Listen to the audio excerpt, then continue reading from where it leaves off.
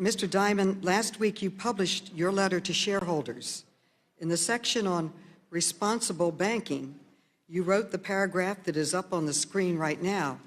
You said that turning down clients with low character is, quote, often the only way to be a responsible bank, end quote. Well, actions speak louder than words on guns, Mr. Dimon. And from what I can tell, these are just words to you. Let's talk about some of the actions on your bank's activities. Even after the horrific massacres at Sandy Hook, Las Vegas, and Parkland, JP Morgan has arranged about $273 million of loans for the manufacturers of military-style firearms, the same weapons that are being used in mass shootings all over our country. Even worse, last year JP Morgan took partial ownership of Remington, the manufacturer of the exact gun that was used to kill 20 children in the Sandy Hook shooting. And JP Morgan has refused to adopt a policy to ensure responsible lending to the gun industry, even though you claim that client selection is important, and even though 2 of your competitors have already adopted these policies. So my question is, will you live up to your own rhetoric? Will you commit to adopting a formal policy that ensures responsible lending in your bank's business with the gun industry? Everything we do with clients goes through a severe process of review, reputational risk, et cetera. We have very small relations with gun manufacturers. They're the same gun manufacturers that make military equipment for the United States military and for the United States police force, which we hold in the highest regard. Regarding sellers of guns, there are over 100,000 retailers out there who sell guns. Every single one that we do business with, we do a thorough review. They're audited by the ATF, in spite of the fact it's only 6% a year.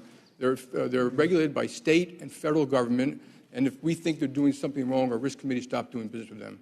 Well, that's not what I was asking. I was asking you to adopt a formal policy for your bank on responsible business like your competitors have with the gun industry. We can certainly consider that, yes. Well, going on to the next question.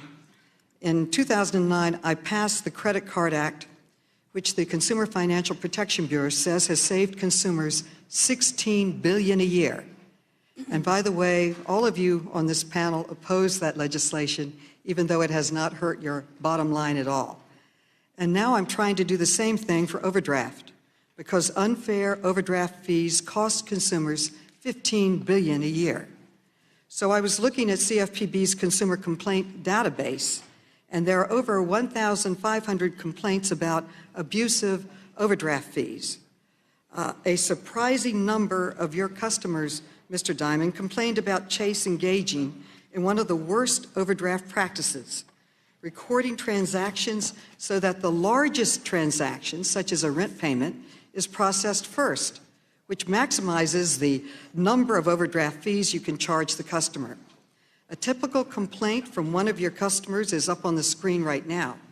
My bill, the Overdraft Protection Act, would make this practice illegal because you're essentially gouging your most vulnerable clients, the ones that are living paycheck to paycheck.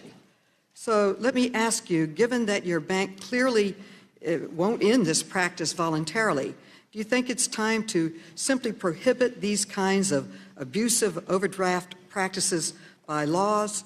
And that's what my bill would do, and I welcome your comment, Mr. Dimon, and others on overdraft.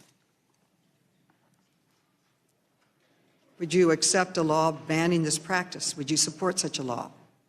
The overdraft policy, as it stands today, which was changed, by the way, in 2009, is that the client has to opt in. They're given a choice on opening the account about whether they want to have overdraft features or not.